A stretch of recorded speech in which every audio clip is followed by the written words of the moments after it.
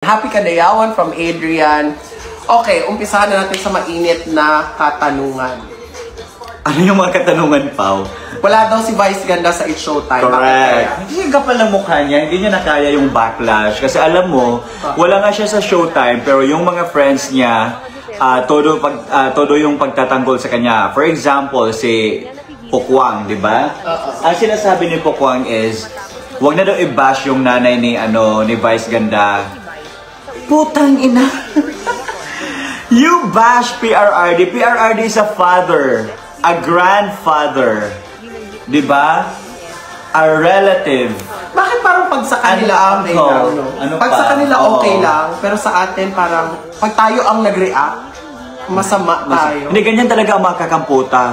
Stop calling them kakamping, call them kakampota. Kasi the moment na if they attack like a Duterte supporter or maybe a member of the Duterte family, completely okay, that's freedom of speech and expression. Okay. But then the moment that they are getting the same attack from the Duterte camps and from the supporters of PRRD, automatically they become the victim. Ganyan sila pa victim ng mga kakampotang yan. Pansin ko, parang pag sa atin, tayong mga DDS or from people from Mindanao or the Visayan in general, when we react, we become bobo, we become tanga, we become dapat elitista tayo lahat. Hindi kami elites eh. So I do not understand why these people are reacting if we are reacting sa actions nila. And Vice Ganda, if you're listening, wala ka naman pakialam, mayaman ka na, di ba? So for sure, you're okay. So, good luck. Yes, hindi, deserve niya yun. Ako, walang sympathy, empathy na walang remorse. Walang remorse na na-feel ko ngayon. Because, di ba, you deserve what you tolerate. And Vice Ganda has been tolerated by most of the kakampings nationwide or maybe global-wide. Worldwide, ganyan. So, deserve niya yun, di ba? Imagine, tatay din niya si Tatay Digong. A father, a grandfather, an uncle. Ano pa ba? Yan yun lahat. A brother, di ba? Ganyan. Former president, tapos minamak lang ng baklang Baklang panot. Baklang panot, ganyan. Boom! Panot! Boom, boom, panot, boom! So, ganyan, minamak lang. And it's completely okay para sa kanila. Pero pagdating ng mga Duterte supporters mocking the 79-year-old mom of Vice Ganda, hindi na okay. Di ba unfair? Unfair. And if ayaw ninyo kay PRRD because of your ego or na-touch yung ego ninyo, you have to respect the fact that he was a president of the Philippines who saved many lives during the pandemic era. No, wala silang pakialam if you're the president or former president. What they care about is their, interest. 'Di ba? Ganyan. Tapos kung nakikita ninyo, dinidefend ni Claire Castro si Vice Ganda. Hindi kailangan na maging So ibig sabihin, scripted 'yun lahat. Oo, bayad nga. I feel like scripted 'yun lahat. Ano 'yun eh, napahiya kasi sila na dream up ni Chis Escudero yung impeachment. So now, naghanap sila ng diversion. Alam niyo ba, 'di ba, during the kasagsagan ng bagyo yung yung flooding sa NCR, sa Metro Manila, napahiya kasi yung administration. Kasi nga, hinahanap ng mga tao yung flood control projects and wala silang maipakita. And then in terms of public, government aid and service during that time, ang nakikita nila is ang Office of the Vice President. Minimos mo ngayon, Ang nakikita nila is yung Office of the Vice President. Hindi masyadong nakikita yung mga taga-admin. Kaya ang nangyayari, kasi nga visible ang Office of the Vice President, ito si Lisa Marcos, gumawa siya ng timba, parang may branding siya na nakalagay sa timba yung mga tulong. And sino yung dinala niya na sa pagbibigay niya ng timba na na ayuda niya, yung aid niya, typhoon aid, yung flood aid niya. Yes. Number 1, PNP Chief Torre. Number 2, PCSO General Manager Mel Robles. Oh my God. Grabe. Sinamahan talaga ni Torre si Lisa Marcos instead of dealing with the crimes all over the country. Kasi nga PNP Chief nandun siya, sunod-sunuran kay Lisa Marcos na nambigay ng timba, timbayuda. timbayuda niya. So, di ba, nakakainis yon. And then, aside from that, to divert the attention of the people para hindi makita yung kapalpakan ng gobyernong ito, made a big deal yung sa boxing. Di ba? PR. Diversion. PR kung PR ang galawan nila dapat ganito para ang pag-usapan si Torre, di ba? Naging kengkoy si Kasi kung normal ka na public servant, why would you even focus on that matter? When in fact, yung mga budget na pinag-rent nila doon sa malaking lugar, pagpapakain ito, pagpapalagan, the money spent there could have been used to the victims of the flood. Correct. Tapos, if you are the PNP chief, dapat nandun ka. Chain of command yan Dapat nandun ka sa Sandali lang ha. Appreciate mo muna siya, Pao, si Ninita Tana. Thank you for the 500 stars. Oh my gosh, thank you so much for the 500 stars. Tapos, ito yung sinasabi namin. Ang sa PNP kasi, they are following a chain of command. Yes. Di ba?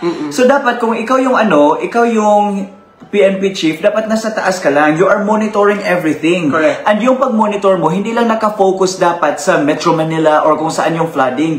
You are monitoring every province, every barangay in the country. Kasi yan yung role mo as PNP chief. Yes. Pero anong ginawa ni Torre at that time? Sunod-sunuran kay Lisa Marcos na namimigay ng timba. Putang ina. Nakita ko yun. Nakita mo yun? Ano ba? Sino bang pinoprotektahan niya? Ang taong bayan.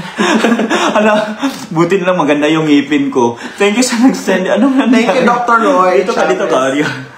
Ay, hindi sa'yo yan. Sa akin pala yan.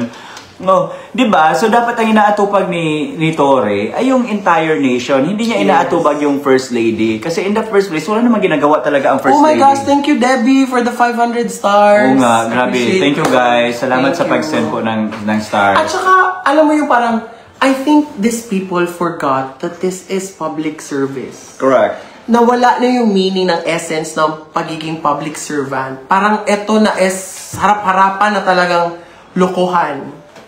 Yes. That's correct.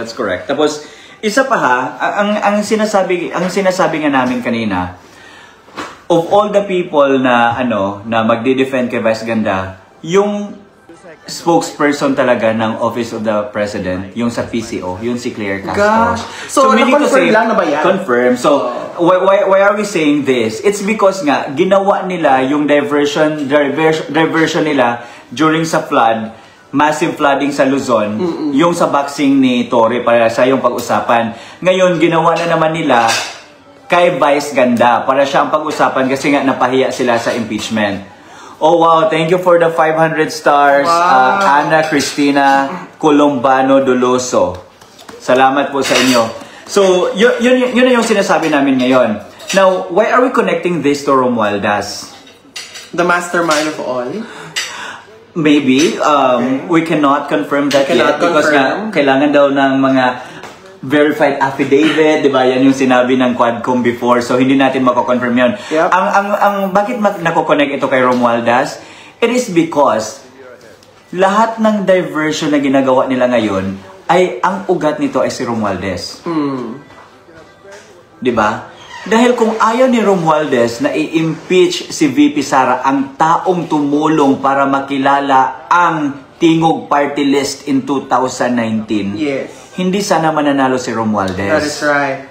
So bakit niya pinapa-impeach si VP Sara? And kung balikan ninyo yung mga pangyayari in 2023, before the impeachment was started by the House of Representatives, right? May meeting ang Makabayan Bloc and si Romualdez. And days after that, yun na, they will impeach VP Sara. So, sino yung may kompas? Diba?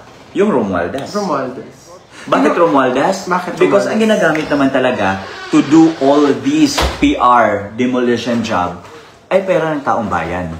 Which is pretty obvious. Diba? Pretty obvious, no?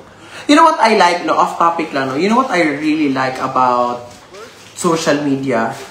Ito yung platform na na-educate talaga ang millions of Filipinos all over about what's really happening in our country. Nasa sa kanila naman if they would believe or not. But Correct. these are some facts or theories that we are shedding or sharing to the entire platform.